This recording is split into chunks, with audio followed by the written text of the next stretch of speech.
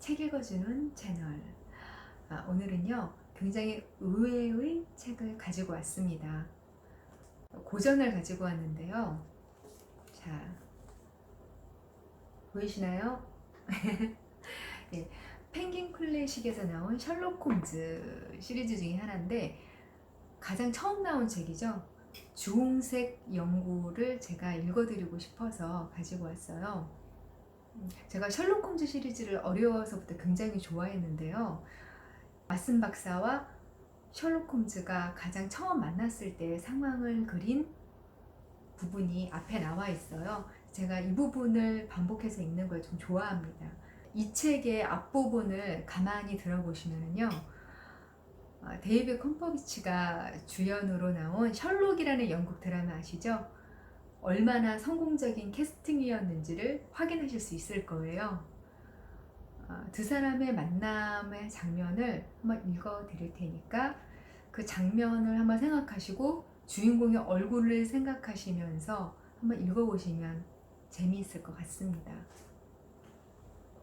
자, 읽어 드릴게요. 홈즈는 분명 함께 살기에 어려운 사람이 아니었다. 나름대로 조용했으며 정상적인 습관을 갖고 있었다. 밤 10시 이후에는 깨어있는 법이 거의 없고 아침이면 늘 내가 일어나기 전에 식사를 마치고 어디론가 사라졌다. 온종일 화학실험실이나 해부실에서 시간을 보내기도 했고 가끔은 오랫동안 산책을 하기도 했는데 시내에서도 가장 지저분한 곳을 돌아다니는 것 같았다. 일해야겠다는 기분이 들면 아무것도 그를 억누르지 못했지만 어떤 때는 그 반대로 며칠이고 거실 소파에 누워 아침부터 밤까지 말 한마디 꺼내지 않고 손발 하나 까딱하지 않았다. 그럴 때면 그의 눈에서 꿈꾸는 듯 텅 빈 기운이 엿보였고 혹시 마약에 중독된 것은 아닐까 하는 생각도 들었다. 하지만 평소에 워낙 절도 있고 청결하게 사는 사람이라 그런 말을 차마 입에 담을 수는 없었다. 몇 주가 지나면서 그와 그가 가진 인생의 목표에 대한 나의 관심은 서서히 더 깊어지고 커졌다. 겉으로 드러난 외모는 아무리 그에게 관심이 없는 사람들이라고 해도 주목하지 않을 수가 없었다. 키가 180cm를 훌쩍 넘는 데다 지나칠 정도로 말라서 훨씬 더 커 보였다. 눈매는 이미 말했던 것처럼 무기력하게 지내는 시간을 제외하면 날카롭게 꿰뚫어 보는 듯 했다. 홀쭉한 매부리코까지 더하면 전체적으로 빈틈없고 결연한 인상을 풍겼다. 길고 모난 턱은 결단력이 넘치는 사람이라는 느낌을 주었다. 양손은 늘 잉크와 화학약품으로 얼룩져 있었지만 가끔 부서지기 쉬운 실험 기기들을 다루는 모습을 보면 손놀림이 대단히 섬세하기도 했다. 내가 홈즈에 관해 얼마나 자주 궁금해했고 또 그가 자신에 관해서라면 아무것도 털어놓지 않고 침묵을 지키는 것을 깨보려고 얼마나 노력했는지 털어놓는다면 독자들은 아마도 나를 참견이나 일삼는 구제하기 어려운 사람이라고 여길지도 모르겠다. 하지만 그렇게 단정을 하기 전에 내가 얼마나 목적 없이 살고 관심을 쏟을 대상이 없었는지 기억해 주기 바란다. 건강이 좋지 않아서 예외적으로 날씨가 화창하지 않으면 쉽게 나다닐 수도 없고 날 찾아와 매일 반복되는 일상을 깨뜨려줄 친구도 없었다. 이런 상황에서 나는 동거인의 별것 아닌 미스터리를 열렬히 반기지 않을 수 없었고 그래서 비밀을 캐내려고 많은 시간을 들여 애썼다. 홈즈는 의학을 공부하는 학생은 아니었다. 내가 묻자 그는 스탠포드의 말이 옳다고 자신이 직접 확인해 주었다.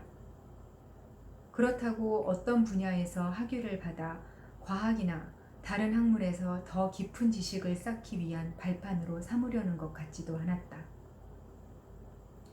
그럼에도 특정 분야에 대한 연구열은 놀라웠으며 풍부하고 정밀한 지식은 대단히 높은 수준이어서 그의 말을 듣고서 깜짝 놀라는 경우가 많았다. 뭔가 확실한 목표를 가진 사람이 아니고서는 그렇게 열정적으로 연구하거나 한치도 틀림없는 지식을 얻고자 노력할 리가 없었다. 막연히 온갖 책을 읽는 사람이 그처럼 놀라울 정도로 정확한 지식을 습득하기란 쉽지 않다. 그럴듯한 이유가 없다면 사람들은 쓸데없는 것들을 머리에 담아서 부담을 주려고 하지 않는 법이기 때문이다. 그는 박식했지만 무지한 분야도 놀라울 정도로 많았다. 현대문학이나 철학, 그리고 정치에 대해서는 아는 게 거의 아무것도 없어 보였다. 내가 토머스 칼라일의 말을 인용하자 그는 더없이 천진난만한 표정으로 그가 누구고 무슨 일을 한 사람인지 물었다. 그렇지만 내가 가장 놀란 순간은 그가 코페르니쿠스의 지동설과 태양계가 어떻게 이루어져 있는지 모른다는 사실을 우연히 알았을 때였다. 19세기를 사는 개화된 인간이 지구가 태양 주위를 돈다는 사실조차 알지 못한다니 도무지 받아들일 수가 없었다. 매우 놀라신 모양이군요. 홈즈는 깜짝 놀라는 내 표정을 보며 웃음을 지었다. 이제 모르던 걸 알았으니 잊으려고 최대한 노력해야겠습니다. 잊는다고요? 잘 들어보십시오. 그는 설명을 시작했다. 나는 인간의 뇌가 본래 텅 빈 조그만 다락방 같다고 생각합니다. 누구나 가구를 골라 그 안을 채워야 하는 겁니다. 눈에 띄는 온갖 잡동사니를 주워 담는 바보의 머리라면 쓸만한 정보는 밖으로 밀려나기 마련인데다 다행히 남은 정보가 있어도 이리저리 다른 내용과 뒤섞여서 정작 필요할 때는 찾아낼 수가 없을 겁니다. 그래서 솜씨 좋은 장인들은 두뇌라는 다락방에 담을 것을 정하는데 매우 신중을 기합니다. 그런 사람들은 자신이 하는 일에 도움이 될 만한 것들만 받아들이고 분류 또한 잘해서 가장 완벽한 상태로 정리해둡니다. 조그만 다락방의 벽들이 신축성이 있어서 한없이 늘어날 거라는 건 오산입니다. 장인들의 방식대로 살다 보면 새로운 지식을 더할 때마다 예전에 알았던 뭔가를 잊어야만 하는 시기가 오게 마련입니다. 그러니 쓸데없는 사실이 유용한 지식을 밀어내지 않도록 하는 일은 다른 무엇보다 중요한 겁니다. 하지만 태양계란 말입니다. 나는 의견을 굽히지 않았다. 도대체 그게 나에게 무슨 소용이 있다는 겁니까? 홈즈는 참지 못하고 내 말을 끊고 나섰다. 선생께서는 우리가 사는 지구가 태양 주위를 돌고 있다고 말합니다. 지구가 달 주위를 돈다고 하더라도 나나 내가 하는 일에는 한 푼어치의 영향을 미치지 않습니다. 이 대목에서 나는 그가 무슨 일을 하는지 묻고 싶었다. 그런데 왠지 그가 내 질문을 달갑지 않게 여길 것 같다는 생각이 들었다. 어쨌든 나는 그와 나눈 짧은 대화를 곰곰이 생각한 다음 나름대로 추론을 해보았다. 그는 자신의 목표에 도움이 되지 않는 지식은 알아두려 하지 않는다고 했다. 그러니 그가 가진 지식은 그에게 유용한 것일 터였다. 나는 그가 특별히 여러 가지 지식을 가진 것으로 생각되는 분야를 머릿속에 나열해 보았다. 심지어 연필을 꺼내 간단히 적어보기도 했다. 정리를 마친 내용을 보고 나는 웃지 않을 수 없었다. 이런 식이었다.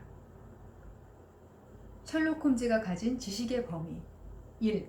문학에 대한 지식 전무함 2.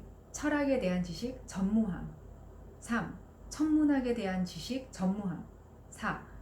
정치에 대한 지식 부족함 5. 식물학에 대한 지식 경우에 따라 다름 벨라도나, 아편, 그리고 독초에 대해서는 전반적으로 상식이 풍부함 실용적인 원예 상식은 전무함 6. 지질학에 대한 지식. 실용적이지만 제한적임. 한 번 보고도 흙을 서로 구별할 수 있음. 산책에서 돌아와 바지에 튄 흙탕물을 보여주며 색과 성분만으로 런던의 어떤 구역에서 묻은 것인지 말해주었음. 7. 화학에 대한 지식. 조예가 깊음. 해부학에 대한 지식. 정확하지만 체계가 없음. 9. 끔찍한 사건을 다룬 문헌에 대한 지식. 놀라운 수준. 금세기에 벌어진 온갖 끔찍한 사건에 대해 속속들이 아는 듯 보임. 10. 바이올린 연주는 수준급. 11. 목검, 권투, 검술은 전문가 수준. 12. 영국 법률에 관해서는 상당한 실제적 지식이 있음. 12번까지 목록을 작성하던 나는 체념한 채 종이를 불 속에 던져버린 다음 혼자 중얼거리고 말았다. 이런 여러 가지 능력을 갖춘 사람이 추구하는 일이 뭔지, 이런 잡다한 지식을 요구하는 직업이 뭔지 알아내느니 여기서 그만 포기하는 편이 낫겠군. 여기까지인데요. 왓슨이 처음 만난 홈즈의 직업이 뭔지 혼자 끙끙대면서 앓으면서 궁금해하는 그런 묘사가 나와 있어요. 이런 부분이 저는 원문을 읽으니까 굉장히 재미있더라고요. 그러니까 익숙하지만 낯선 그런 고전의 새로운 모습을 볼 수 있어서 좋았어요. 여러분들도 고전의 새로운 매력을 맛보셔서 다시 읽는 재미를 느끼셨으면 좋겠어요.